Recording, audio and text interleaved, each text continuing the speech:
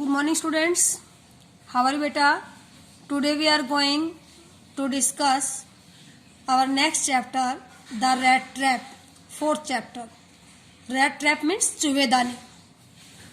It means this chapter also has deep meaning in our life. The author is saying the world is like rat trap. जो author वो कह रहे हैं कि जो ये वर्ल्ड है, जो संसार है, वो भी एक रैट ट्रैप की तरह होता है, एक चूहेदानी की तरह होता है. जैसे चूहेदानी में किसी चूहे को ट्रैप किया जाता है, वैसे ही इस वर्ल्ड के अंदर जितने भी ब्यूटीफुल जो थिंग्स है वो मैन को क्या करती है, ट्रैप करती है, वो मैन को लालची बनाती है. तो ऑथर वो कैसे इस चीज को रिप्रेजेंट कर रहा है वो आप सुनेंगे ध्यान से. This chapter is written by Selma Lagerlof. And this is an entertaining as well as philosophical story. जो स्टोरी है रैट ट्रैप एक तरह से एंटरटेनिंग स्टोरी भी है, एंजॉय भी इसमें होगा, और फिलोसॉफिकल का मीनिंग होता है दार्शनिकता. दार्शनिकता means in which future is predicted, जिसके अंदर फ्यूचर बताया जाता है, फ्यूचर के बारे में बताया जाता है, पहले ही किसी चीज के आइडियाज क्लियर कर दिए जाते हैं, उसको फिलोसॉफिकल बोलते हैं. तो ये जो स्टोरी ये हमारी फिलोसॉफिकल स्टोरी है. By this story, the author wants to tell about the human predicament of temptation. और इस कहानी के थ्रू है जो ऑथर हमें किसके बारे में बता रहा है, human predicament of temptation. Temptation का मीनिंग होता है मोह, अट्रैक्शन, और प्रेडिकामेंट में सिचुएशन, यानी कि आदमी की जो किसी चीज के प्रति अट्रैक्ट होना, जो टेम्प्ट होना है, वो उसकी सिचुएशन को ये चैप्टर क्या कर रहा है, रिप्रेजेंट कर रहा है. It is a good story to tell about humans need and behaviour. और इतना ही नहीं कि ये आदमी के जो जरूरतें हैं और आदमी का जो बिहेव है उसके बारे में भी चैप्टर हमें रिप्रेजेंट करता बताता है. The title of the chapter clears the human's predicament such as a rat is befooled by a bait. Bait का मीनिंग होता है जैसे हम चूहे दाने के अंदर चूहे को टेम्प्ट करने के लिए रोटी का टुकड़ा रखते हैं या कुछ और रखते हैं, उसको हम बेट बोलते हैं. ठीक है, ललचाने वाली चीज. तो जैसे the title of the chapter clears the human predicament, तो जो चैप्टर है रैट ट्रैप, टाइटल है जो रैट ट्रैप, वो आदमी की ह्यूमन प्रेडिकामेंट को रिप्रेजेंट करता है. Such as a rat is befooled, जैसे कि एक रैट को बीफुल किया जाता, मूर्ख बनाया जाता, बाय ए बेट, एक ललचाने वाली चीज से, एंड गेट्स ट्रैप्ड, और वो चूहा क्या हो जाता है, उसके अंदर ट्रैप हो जाता है. सेम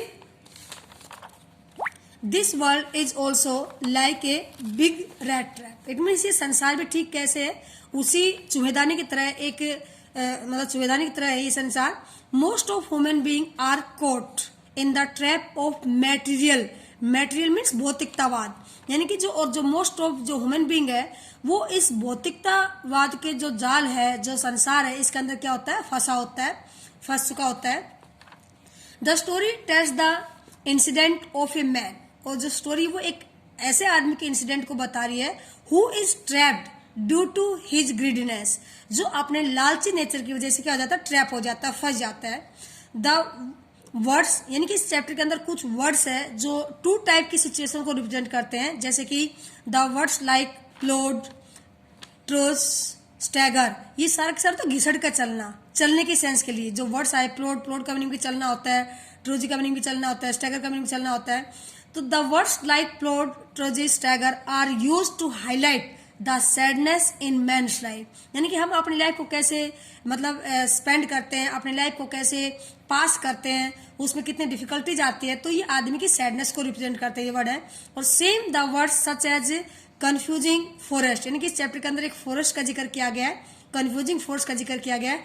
ट्विस्टेड पाथ, और उसके अंदर जो रास्ते वो एकदम घुमावदार रास्ते हैं, ट्विस्टेड पाथ है.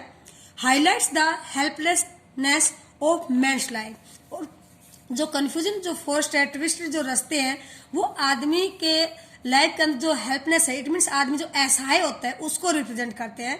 The author also says that the goodness lives in each one of us. इतना ही नहीं, ऑथर ये कहता है कि हर आदमी अच्छा होता है, हर आदमी के अंदर अच्छाई होती है.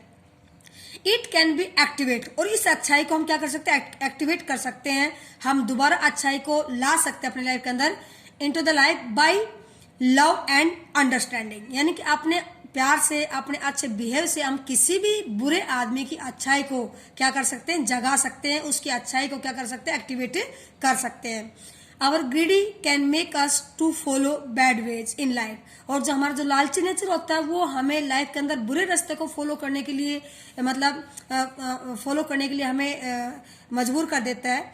लेकिन if we behave good with that type of person, अगर उस टाइप के पर्सन के साथ हमारा अच्छा बिहेव होता है, then we can activate, then we can awaken the goodness of his heart by our good behave. अपने गुड बिहेव से, अपने प्यार से हम उसके बुराई को खत्म कर सकते हैं और उसकी अच्छाई को एक्टिवेट कर सकते हैं। सो बेटा, I think you are clear with the theme of the chapter, and now I would like to discuss the chapter line to line. So listen and clear chapter in your book. Listen बेटा,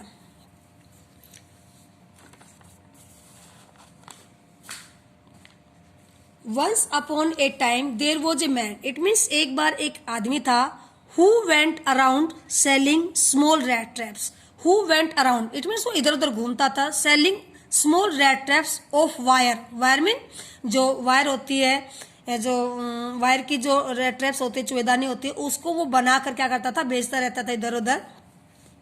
ही made them himself at odd moments, और अपने odd moments के अंदर, free time के अंदर वो क्या करता था, वो खुद उन रैट ट्रैप को बनाता था।